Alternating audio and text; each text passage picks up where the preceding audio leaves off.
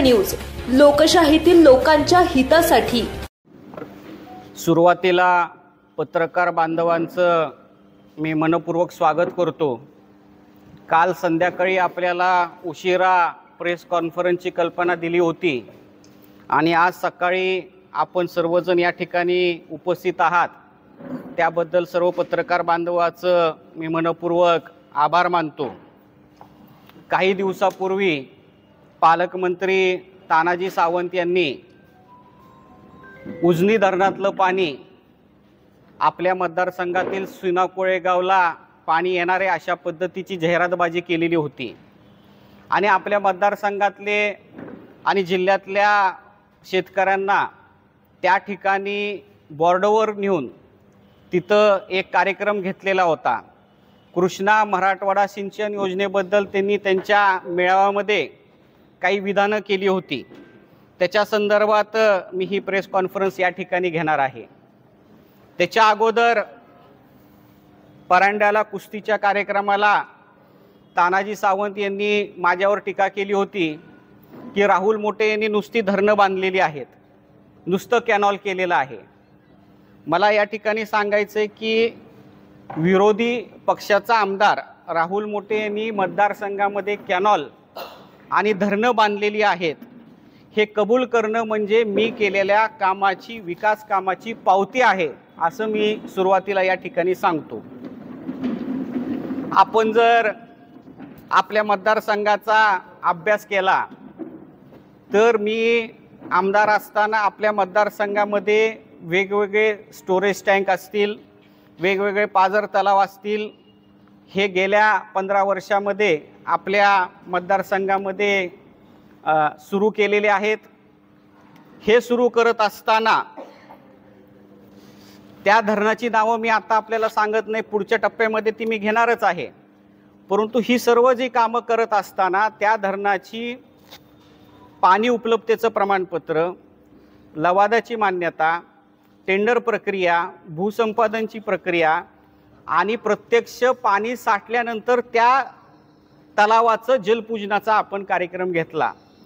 पाणी न येता कुठल्याही तलावाचं जलपूजनाचा कार्यक्रम आपण घेतलेला नाही, हे मी सुरुवातीला आपल्याला या ठिकाणी सांगतो। दुसरा महत्त्वाची गोष्ट, आपल्या मतदारसंघामध्ये ही जी काही तलावं वेगवेगळी झालेली आहेत, ह्या तलावं सर्वच्या सर्व ज्यावेळेस पाऊस पडतो त्यावेळेस तिथल्या कॅचमेंट एरियामधलं जे काही पाणी आहे ते त्या धरणामध्ये साठून 100% ते धरणं भरलेली आहेत। जवळजवळ 5 ते 10 वर्ष झालं ही धरणं 100% त्या ठिकाणी भरत आहेत। हे करत असताना ज्यावेळेस आपल्या मतदारसंघामध्ये दुष्काळ असतो, पाऊस होत नाही, त्यावेळेस हे धरणं भरायला आपल्याला अडचण येते। म्हणून मी पहिल्यांदा आमदार झाल्यानंतर 2004 साली उजनी धरणातलं पाणी आपल्या मतदारसंघामध्ये आणलं पाहिजे अशा पद्धतीचं नियोजन सुरू केलं, पाठपुरावा सुरू केला। पहिल्यांदा 2007 साली ह्याची उजनी धरणातून आपल्या मतदारसंघामध्ये पाणी आणण्यासाठी सीना कोळेगावमध्ये आणि मतदारसंघामध्ये मूळ प्रशासकीय मान्यता आपण शासनाकडून घेतली। त्यावेळेस मी आमदार होतो आणि ही 2007ची प्रशासकीय मान्यता मूळ जी आहे ती 2,500 कोटी रुपयाची आहे। त्याच्यानंतर ही प्रशासकीय मान्यता घेतल्यानंतर त्याच्यामध्ये अनेक अडचणी होत्या, पाणी उपलब्धतेच्या अडचणी होत्या, लवादाची मान्यतेची अडचण होती, टेंडर प्रक्रिया कशी राबवायची, सर्वे कसा करायचा, ह्या सर्व अडचणीवर मात करून आपण 2009 साली पहिली सुधारित प्रशासकीय मान्यता घेतली आणि त्याच्यामध्ये आपण टेंडर प्रक्रिया पूर्ण करून हे काम चालू केलं। पहिली प्रशासकीय मान्यता जी होती ती 21 TMC पाण्याच्या मर्यादेत होती। त्याला अनेक अडचणी होत्या, टेक्निकल अडचणी होत्या, लीगल अडचणी होत्या, राजकीय विरोध होता। म्हणून शासनाने असा निर्णय घेतला की 21 TMCच्या ऐवजी आपल्याला लवादाने मंजूर केलेलं 7 TMC पाणी जे आहे तेवढ्या मर्यादितच आपण कामं हाती घेऊया आणि तेवढ्या मर्यादितच आपण कामं आपल्या मतदारसंघामध्ये सुरू केली। हे झालं 2009 साली।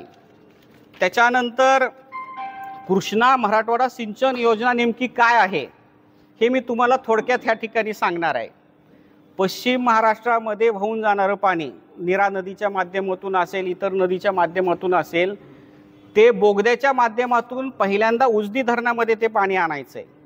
हे पाणी पश्चिम महाराष्ट्रातलं उजनी धरणामध्ये आल्यानंतर उजनी धरणातलं पाणी उचलून आपल्या मतदारसंघातील सीना कोळेगाव धरणामध्ये हे पाणी आणायचं आहे. ही कृष्णा मराठवाडा सिंचन योजनेचं थोडक्यात तुम्हाला या ठिकाणी माहिती देतोय. सीना कोळेगावमध्ये पाणी आणायचं आपल्या सगळ्यांना माहिती आहे, परंतु ह्याची प्रक्रिया कशी होणार आहे? उजनी धरणातून मीरगव्हाणपर्यंत हे पाणी आल्यानंतर एक लिफ्ट आपल्या इथं होणार आहे. पहिली लिफ्ट येणार आहे पंप हाऊस रायझिंग मेनच्या माध्यमातून आपल्या सीना कोळेगाव धरणामध्ये पाणी आल्यानंतर परत सीना कोळेगावच्या इथं पाणी उचलायचं आहे पंप हाऊस रायझिंग मेनच्या माध्यमातून. हे पंप हाऊस रायझिंग मेन मी आमदार असताना त्या काळामध्ये 100% पूर्ण झालेलं आहे. तिथून कॅनॉलच्या माध्यमातून साकत धरणामध्ये पाणी न्यायचं आहे. त्या कॅनॉलचं काम आपण आमदार असताना हे काम पूर्ण झालेलं आहे. साकत धरणातून 2 कॅनॉल आपले वेगवेगळ्या पद्धतीनं त्या ठिकाणी निघणार आहेत. पहिला कॅनॉल जो आहे तो आपल्या खसापुरी ते वांगी तलावामध्ये पाणी जाणार आहे आणि दुसरा जो कॅनॉल आहे त्याच्यामध्ये खंडेश्वरवाडी, जेजला, वाटेपळ, हिवरडा, गोरमाळा, सोनगिरी, पुढं येसवंडी, इराचीवाडी, इसरूप, कडकनाथवाडी, दुधाळवाडी, साठवण तलाव आणि पुढं हे पाणी उस्मानाबादकडे जाणार आहे. ही जी धरणाची मोजकी मी नावं सांगितलेली आहेत तुम्हाला, त्यापैकी माझ्या काळामध्ये सोनगिरीचा तलाव असेल, हिवरडा असेल, इराचीवाडी असेल, इसरूप असेल, कडकनाथवाडी असेल, दुधाळवाडी असेल, पांढरेवाडी आपल्या मतदारसंघातल्या असेल, वांगी असेल, ही सर्व तलावाची कामं भूमिपूजनापासून, टेंडर प्रक्रियापासून, भूसंपादनाची प्रक्रिया आणि 100% त्याच्यामध्ये पाणी साठा पावसाच्या पाण्यावर भरल्यानंतर आपण त्याचा जलपूजनाचा कार्यक्रम घेतलेला आहे. आणि ह्या माध्यमातून एक आपल्या वालवड आणि पुढचं वालवड आणि गोरमाळा माताकडं एक कॅनॉल साकतमधून जाणार आहे. ही सर्व कामं कॅनॉलची आपण त्या ठिकाणी आपल्या काळामध्ये पूर्ण केलेली आहेत. आता मीरगव्हाणहून दुसरा एक लिफ्ट होणार आहे. ते लिफ्ट नदी आपल्या धरणाच्या पुढं नदीपात्रामध्ये ते पाणी सोडण्यात येणार आहे. ते पाणी पुढं घाटणे बॅरेज म्हणजे घाटणे बॅरेजच्या माध्यमातून नदीपात्रातून हे पाणी तुळजापूर, लोहारा, उमरगा अशा पद्धतीनं हे पाणी उस्मानाबाद जिल्ह्यातील त्या 3 तालुक्यामध्ये जाणार आहे. तिसरा भाग ह्या योजनेचा तो म्हणजे उजनी धरणातून आष्टी म्हणजे बीड जिल्ह्यामध्ये आष्टी तालुक्यामध्ये त्याचं एक सिंचन किंवा त्या ठिकाणी एक टप्पा हा आष्टी तालुक्यामध्ये जाणार आहे. ही सर्व मिळून एकत्रित काम, ही सर्व कामं जर आपण म्हटलं तर ह्या एकत्रित कामाचा कृष्णा मराठवाडा सिंचन योजनेमध्ये सहभाग होतो. ह्याच्यामध्ये मूळ जी आपली प्रशासकीय मान्यता होती 2,500 कोटीची होती. नंतर पहिली प्रशासकीय मान्यता आपण जी आणली ती 6,000 कोटीच्या आसपासची होती. ह्या सगळं जी मी आता नावं घेतली त्याचं रिपिटेशन मी करत नाही. सगळी कामं म्हणजे पार उजनी धरणापासून आष्टी धरणापासून उमरग्यामध्ये आत्तापर्यंत 3,000 कोटी रुपये ह्या योजनेवर खर्च झालेला आहे. आता हे झालं जिल्ह्याचं, मराठवाड्याचं. परंतु आपल्या मतदारसंघामध्ये आपण किती खर्च केला आतापर्यंत ह्या योजनेवर? आपल्या मतदारसंघाचा विषय काय येतो? उजनी धरणातून सीना कोळेगाव धरणामध्ये आणलेला बोगद्याचं काम, त्याच्यानंतरचं तुमचं पंप हाऊस रायझिंग मेन साकत धरणापर्यंतची कामं आणि आपल्या मतदारसंघामध्ये सर्व कॅनॉलची कामं मी तुम्हाला आता जी सांगितली आणि सर्व धरणाची कामं जी पूर्ण झालेली आहेत. ह्याचा आतापर्यंत आपल्या मतदारसंघामध्ये 1,350 कोटी रुपयाची कामं झालेली आहेत आणि ह्यातलं जवळजवळ 1,100 कोटी रुपये हे मी आमदार असताना खर्च झालेला आहे. 200 ते 250 कोटी रुपये फक्त कामं हे तानाजी सावंत यांच्या कार्यकाळामध्ये झालेली आहेत. म्हणजे जवळजवळ 80-90% काम हे आपल्या कार्यकाळामध्ये पूर्ण झालेलं आहे. हे मी तुम्हाला पुराव्यासकट ह्या सगळ्या गोष्टी या ठिकाणी सांगतोय.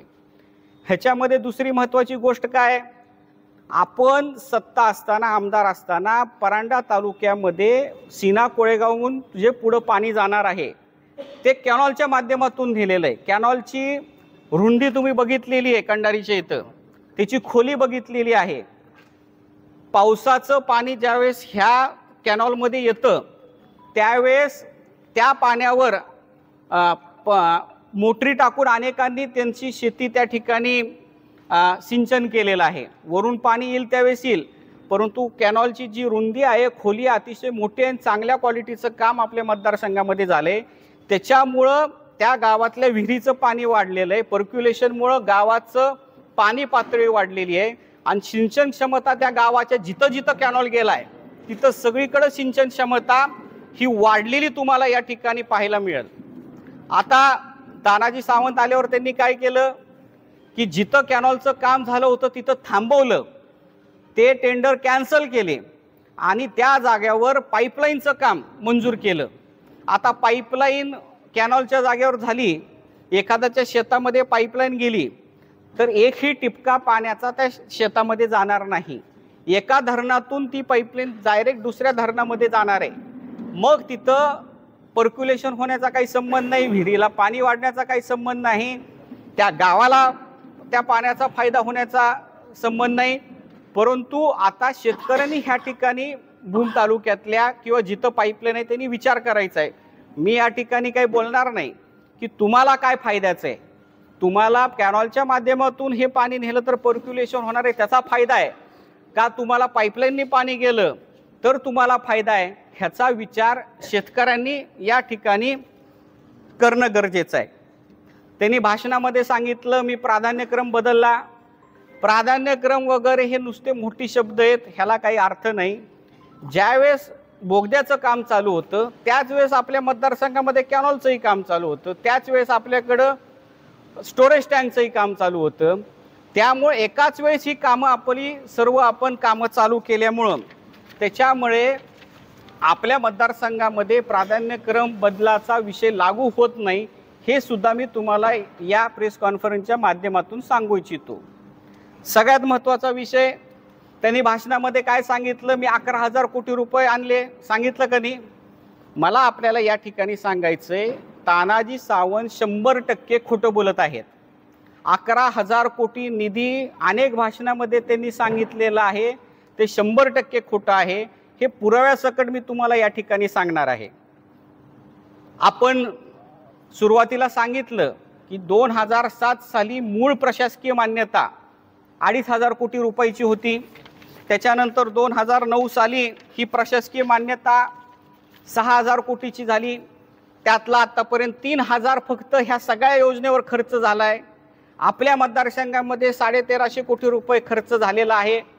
ह्या सर्व गोष्टी मी तुम्हाला सांगितल्या आहेत.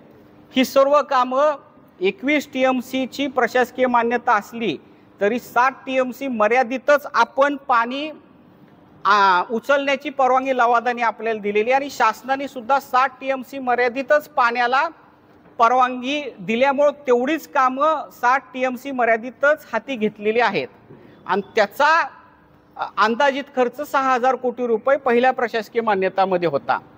परंतु राहिलेलं 16-17 TMC पाणी जे आपण 21 TMC म्हणतोय ते जर आपल्या मतदारसंघामध्ये आणायचं असेल भविष्यात, त्याला परवानगी मिळाली, लवादानी परवानगी दिली, तर ते पाणी ज्यावेळेस आपल्या मतदारसंघात वेगवेगळ्या माध्यमातून टेंडर प्रक्रिया मान्यता घेऊन येईल त्यावेळेस त्या प्रकल्पाची किंमत अंदाजित 11,000 कोटी रुपये होईल असं त्या प्रशासकीय मान्यतामध्ये लिहिलेलं आहे. त्याचा अर्थ होतो. तानाजी सावंत यांनी काय सांगितलं, मी 11,000 कोटी रुपये आणले, हे 100% खोटं आहे. मग ह्या वर्षी किती आपल्याला निधी मंजूर झाला हे देखील मी तुम्हाला सांगतो.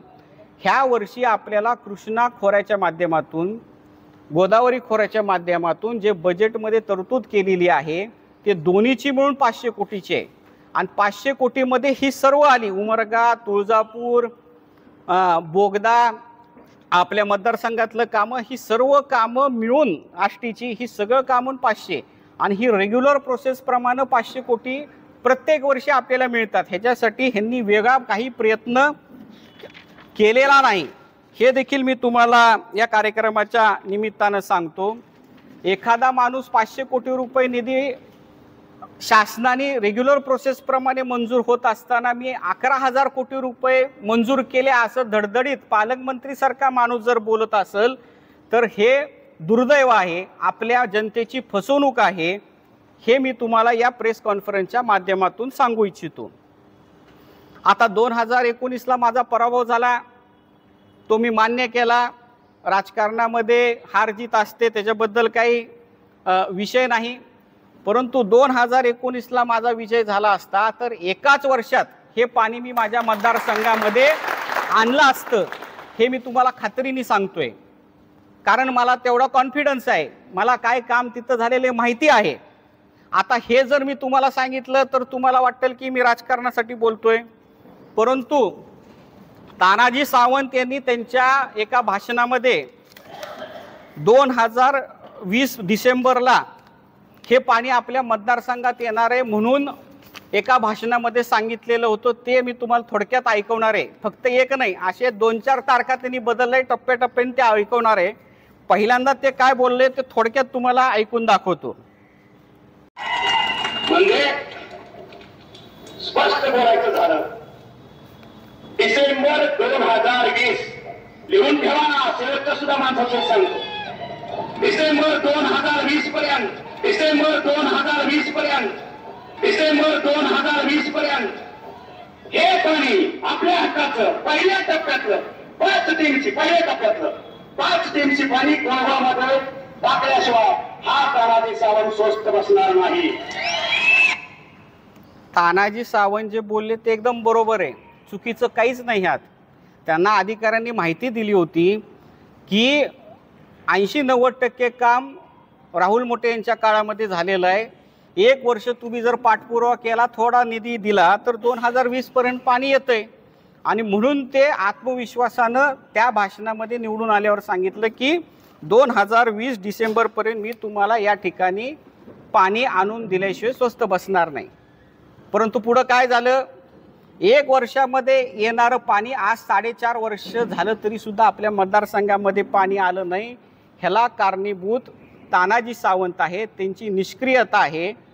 ते निवडून आल्यानंतर मंत्रीपद न मिळाल्यामुळं ते पुण्याला जाऊन बसले आणि 2 वर्ष त्यांचा आणि मतदारसंघाचा कसलाही संपर्क राहिला नाही, म्हणून ती 2-3 वर्ष आपली वाया गेली। आता मी जर तुम्हाला म्हटलं ही 2-3 वर्ष वाया गेली तर तुम्हाला खरं वाटणार नाही। तानाजी सावंत यांनी त्यांच्या भाषणामध्ये सांगितलेलं आहे की 2 वर्ष वाया गेली, नाही तर पाणी सीना कोळेगावमध्ये आलं असतं। हे देखील त्यांचं भाषण मी तुम्हाला या ठिकाणी थोडक्यात ऐकवणार आहे। मागचे 2 वर्ष वाया गेली नसती तर आज कोळगावमध्ये उजनीचं पाणी आलं असतं। मागचे 2 वर्ष वाया गेली नसती तर आज कोळगावमध्ये उजनीचं पाणी आलं असतं। त्यांच्या तोंडातून तुम्ही ऐकलं 2 वर्ष कशामुळे वाया गेली हे जनतेने त्यांना विचारलं पाहिजे। तुम्हाला 5 वर्ष लोकांनी निवडून दिले 5 वर्षासाठी आणि तुम्ही सहज म्हणता की 2 वर्ष वाया, 2 वर्ष कशासाठी वाया गेली? ह्यांना मंत्रीपद मिळालं नव्हतं म्हणून त्यांनी पुण्याला जाऊन बसले आणि पुण्याला गेल्यामुळं आपल्या मतदारसंघात विकास कामं त्या ठिकाणी मार्गी लागली, त्यामुळं ही 2 वर्ष आपली वाया गेली। त्यानंतर त्यांनी सांगितलं की 2019-22 होतो मतदारसंघाच्या बाहेर, ही कबुली त्यांच्या भाषणामध्ये दिलेली आहे, ते देखील मी तुम्हाला ऐकून दाखवतो। 2 वर्ष बाहेर होतो,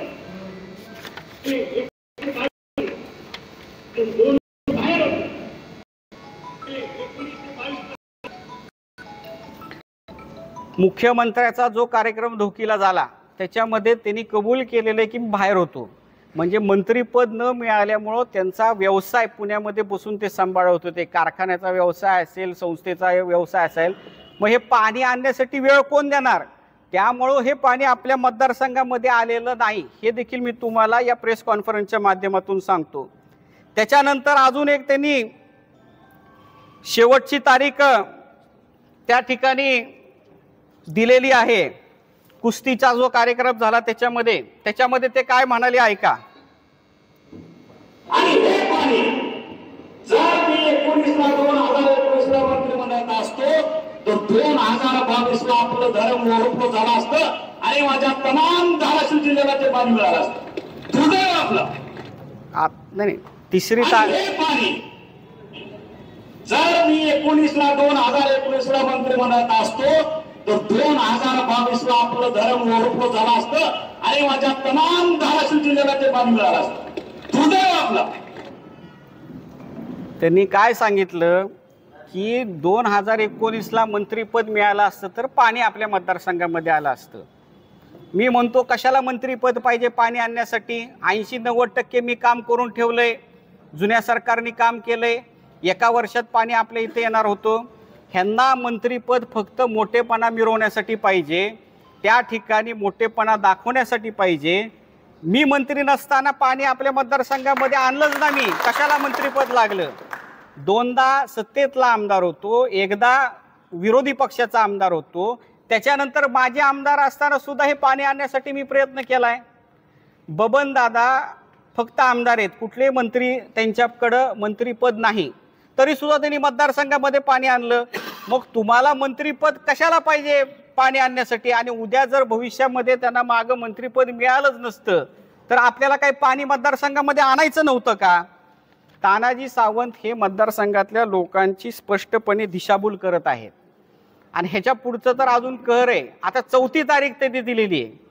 त्यांनी जी तारीख दिलेली आहे ते आपल्या विधानसभेचं इलेक्शन झाल्यानंतरची तारीख त्यांनी शेवटच्या टप्प्यामध्ये आपल्याला दिलेली आहे. ह्या 4 तारखेचं मी तुम्हाला थोड्या वेळाने माझे 1-2 मुद्दे संपल्यावर ती क्लिप ऐकवणार आहे आणि त्याच्यानंतर आपली प्रेस कॉन्फरन्स संपणार आहे. मला आपल्या मतदारसंघातील लोकांना सांगायचं आहे की तानाजी सावंत तुम्हाला 5 किलो साखर फुकट वाटू शकतो. तानाजी सावंत तुम्हाला बचत गटाच्या महिला भगिनींना 1000 रुपये देऊ शकतो. तानाजी सावंत तुम्हाला एखाद्या प्रायव्हेट कंपनीने त्यांच्या CSR निधीतून सायकल वाटप केलेलं आहे, त्याच्यावर स्वतःचा फोटो लावून मी सायकल दिला असं म्हणू शकतो. परंतु तानाजी सावंत तुम्हाला पाणी देऊ शकत नाही, हे मी तुम्हाला ठामपणे या ठिकाणी सांगतो. पाणी तुम्हाला फक्त राहुल मोठेच देणार आणि ही राहुल मोठेची गॅरंटी आहे. एवढंच मी या प्रेस कॉन्फरन्सच्या माध्यमातून तुम्हाला सांगतो. गेल्या तानाजी सावंत यांनी द्यावं, त्यांच्या लिंबू टिंबूला कुणून पाठवून ते उत्तर देऊ नये, कारण हा आपल्या मतदारसंघाचा तर विषय आहेच, परंतु जिल्ह्याचा सुद्धा विषय आहे. विधानसभेच्या दृष्टीने आणि लोकसभेच्या दृष्टीने सगळ्यात महत्त्वाचा हा पाण्याचा प्रश्न आहे. आणि ही काय पहिली वेळेस नाही त्यांचं लोक एखाद्या न आलेलं पाणी बघायला घेऊन जायचं. हिंगणगावला काय झालं? इलेक्शनच्या तोंडावर हिंगणगावला गाड्या पाठवून लोक तिथं पाणी आलं आहे अशा पद्धतीचं वातावरण त्या ठिकाणी केलं त्यांनी. हिंगणगावच्या लोकांना विचारा तिथं पाणी आहे का आज? त्यांनी दिशाभूल लोकांची हिंगणगावची केली, चांदणीच्या लोकांची दिशाभूल केली. ते पाणी त्यावेळेस सोडण्यासाठी परवानगी नव्हती. त्यांनी जे दिलेले पाईप होते ते काढून नेले. नंतर 4.5 वर्षामध्ये परवानगी घेऊ शकले असते, ते त्यांनी घेतली नाही. हिंगणगावला सुद्धा अशाच पद्धतीने इलेक्शन आलं की माणसं घेऊन जायची. आता मला आव्हान आहे, जे जे लोक हिंगणगावला इलेक्शनच्या वेळेस गेले होते त्यांनी परत हिंगणगावला जायचं आणि तिथं पाणी आहे का हे पाहायचं. पत्रकारांनी सुद्धा पाहावं. आसूला सुद्धा काय झालं? इलेक्शनच्या तोंडावर 10-20 लाख रुपये खर्च केला, पाणी आणलेलं दाखवलं. मला लोकांना सांगायचंय की आज तुम्ही आसूला जाऊन बघा, तिथं उपसा सिंचनचं पाणी येतं का? त्याला अधिकृत परवानगी मिळाली का? मलमपट्टी करण्याचं काम तुम्ही जे करता हे चुकीचं आहे. लोकांना खोटं बोलू नका. हे जाऊ द्या. खंडेश्वर वाडीचं जुन्या काळात झालेलं तलाव, त्याची नुसती दुरुस्ती करायची तरी त्यांना वर्ष अजून दुरुस्ती जमली नाही. तलाव करायचं लांबच राहिलं. आणि मला या ठिकाणी प्रेस कॉन्फरन्सच्या माध्यमातून आवाहन करायचंय, आपल्या मतदारसंघामध्ये तानाजी सावंत यांनी त्यांनी आमदार असताना एखादं नवीन तलाव सुरू करण्याची प्रशासकीय मान्यता असेल, टेंडर असेल, काम सुरू केलेलं असेल, पूर्ण काम केलेलं असेल आणि त्याच्या जलपूजनाचा कार्यक्रम घेतला. एकच छोटा तलाव, मोठा सुद्धा नाही.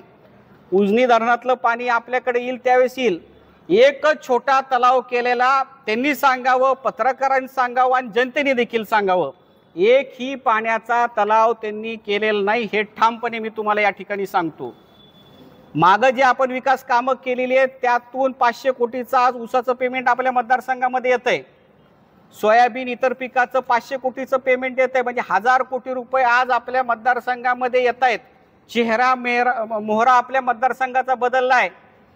परांडा तालुक्यामध्ये जाताना भूमची वाशीची मॉल आपले बघून म्हणते एवढा मोठा सिंचन आपल्या ह्या परांडा तालुक्याचं झालेलं आहे आणि तशाच पद्धतीनं भविष्यामध्ये सुद्धा आपल्याला हे उजनीचं पाणी आपल्या मतदारसंघामध्ये आणण्यासाठी एकत्रित प्रयत्न करायचे आहेत। ही सर्व जी कामं केलेत ही एकटे मी केले असं म्हणणार नाही, ह्याच्यामध्ये जे काही आमदार होते, तात्या असतील, ठाकूरसाहेब असतील, या सगळ्यांचा ह्याच्यामध्ये सहभाग आहे। परंतु कुणीतरी बाहेरच्या मतदारसंघातलं येऊन काम न करता लोकांना कुठं नेलं पाणी बघायला, न आलेलं पाणी बघायला आपल्या बॉर्डरवर नेलं। आता नशीब समजा पुढच्या वेळेस तर उजनीला नेतील लोक आणि म्हणतील की बघा हे पाणी आपल्याकडे येणार आहे, असं फसवण्याचं काम हे मंत्री महोदय करत आहेत। त्यामुळं मला जास्त या ठिकाणी बोलायचं नाही। आपल्या सर्व पत्रकार बांधवांनी मला नेहमी चांगली साथ दिलेली आहे। जे खरं आहे ते लोकांसमोर मांडण्याची भूमिका आपण सदैव घेतलेली आहे आणि मी पुराव्यासकट ह्या गोष्टी सांगितलेल्या आहेत, ह्याच्यामध्ये कसली गोष्ट चुकीची नाही आणि आपल्या तालुक्याच्या विकासासाठी आपण सर्वजण नक्कीच आम्हाला सहकार्य करताल याची मला खात्री आहे। जास्त काही न बोलता परत एकदा आप सर्वांचं आभार मानतो आणि ती जी क्लिप आहे ती ऐकून आपली प्रेस कॉन्फरन्स संपेल। त्यांनी ज्या तारखा वेगवेगळ्या दिल्यात ती एक मिनिटाची क्लिप आहे, ती क्लिप ऐकून आपली प्रेस कॉन्फरन्स संपेल। म्हणजे स्पष्ट बोलायचं झालं, डिसेंबर 2020 लिहून ठेवा, शेवटचं सुद्धा माझं सांगतो, डिसेंबर 2020 पर्यंत हे पाणी आपल्या हक्काचं पहिल्या टप्प्यातलं 5 टीमची पाणी टाकल्याशिवाय हा तानाजी सावंत स्वस्त बसणार नाही। दुसरी तारीख दिल्या 2023च्या जानेवारीमध्ये 2023च्या जानेवारीमध्ये दुसरी क्रमांक आपल्या बोलवामध्ये आला। मला स्वतःला विश्वास आहे तिसरी तारीख वर जून जुलै 2024 पर्यंत जून जुलै 2024 हे पाणी आपण आणल्याशिवाय स्वस्त बसणार नाही। चौथी तारीख डिसेंबर 24 पर्यंत माझ्या गावांमधनं त्या कोलवामध्ये पाणी पडलं पाहिजे। शब्द म्हणजे शब्द और यही होता रहा है मिलाद, तारीख पर तारीख, तारीख पर तारीख, तारीख पर तारीख, तारीख पर तारीख मिली है, लेकिन इंसाफ नहीं मिला मिलाद, इंसाफ नहीं मिला। मिली ये तारीख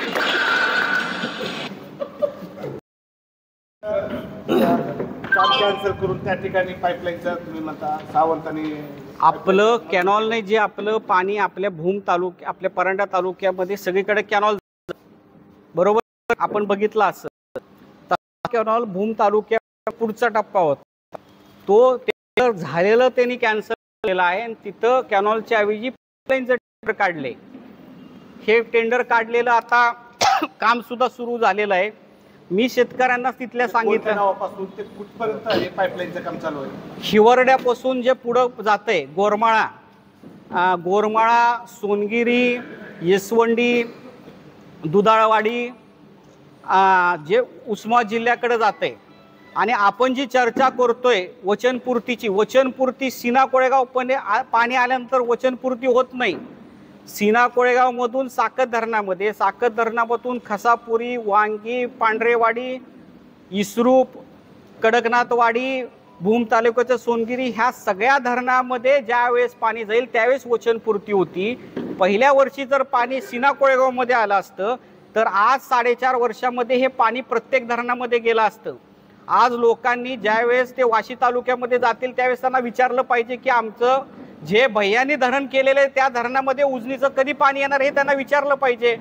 आपल्या पांढरेवाडीच्या लोकांनी विचारलं पाहिजे की त्यांना तलाव भैयानी केलाय, वरून पाणी येणार त्यांनी 80% काम पूर्ण केलं होतं, राहिलेलं काम कधी होणार हे तरी तिथल्या शेतकऱ्यांनी त्यांना विचारलं पाहिजे. तानाजी सावंतांनी सांगितलंय की डिसेंबर 2024 ला हे पाणी येणार आहे. तुम्हाला काय वाटतं 2024 पर्यंत पाणी येईल का? अहो मी तर सांगितलं प्रेस कॉन्फरन्सला, मी आमदार असतो तर एका वर्षातच पाणी आणलं असतं. आज 4.5 वर्ष झाल्यावर सुद्धा पाणी आलं नाही. ह्याच्यासाठीच ही प्रेस कॉन्फरन्स आहे. एका वर्षातच पाणी येणार होतं. आज 4.5 वर्ष होऊन सुद्धा हे पाणी आलं नाही, म्हणून आपण ही प्रेस कॉन्फरन्स घेतली. एकाच वर्षात पाणी येत होतं, कारण 80-90% काम मी पूर्ण केलंय. मला कॉन्फिडन्स होता. पहिल्यांदा त्यांनी भाषणामध्ये सांगितलं 1 वर्षात आणतो म्हणून, मग 2 वर्षात झालं, 4 वर्षात. पाठपुरावाच केला नाही तर पाणी येणार कसं, हेच मला या प्रेस कॉन्फरन्सच्या माध्यमातून सांगायचंय. आणि त्यांनी काही जरी केलं तरी आपल्या सर्वांना मिळून हे पाणी लवकरात लवकर आपल्या मतदारसंघामध्ये आणायचे. राजकारण वेगळी गोष्ट आहे, आपल्या लोकांना सिंचन क्षेत्र वाढवण्यासाठी यासाठी सर्वांनी मिळून प्रयत्न करायचा आहे. की कृष्णा मराठवाडा उपसा सिंचनचं ते सारखं म्हणतात की तुम्ही प्राधान्यक्रम बदललाय, तो नेमकं काय होतं आणि आता कोणत्या बाजूने त्याचं काम चालू आहे? काम चालू आहे ते काम दिसत नाही का? मग प्राधान्यक्रम हा फक्त मोठे मोठे शब्द वापरून शेतकऱ्याची दिशाभूल करण्याचं काम आहे. प्राधान्यक्रम म्हणजे काय असतोय की उजनी धरणातलं काम बोगद्याचं आपण चालू ठेवलं, त्याला प्राधान्य होतं, बरोबर आहे, त्याला उजनी धरणातल्या बोगद्याला प्राधान्य असलं. परंतु त्याच वेळेस आपण सीना कोळेगाव टू साकत हा कॅनॉल सुद्धा चालू ठेवला होता.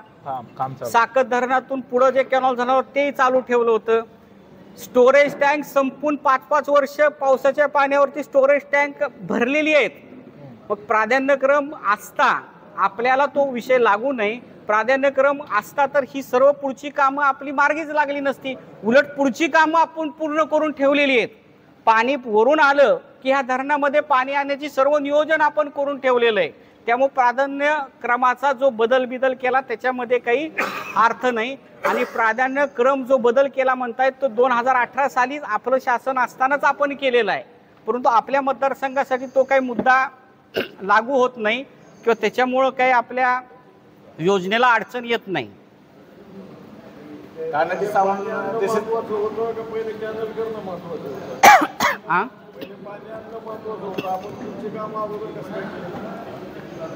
तुमचा प्रश्न बरोबर आहे. उजनी धरणातलं पाणी आपल्या सीना कोळेगावमध्ये आणणं एकीकडं जेवढं महत्त्वाचं होतं त्याच्या बरोबरीनंच आपल्या मतदारसंघातले स्टोरेज टँक करणं गरजेचं होतं.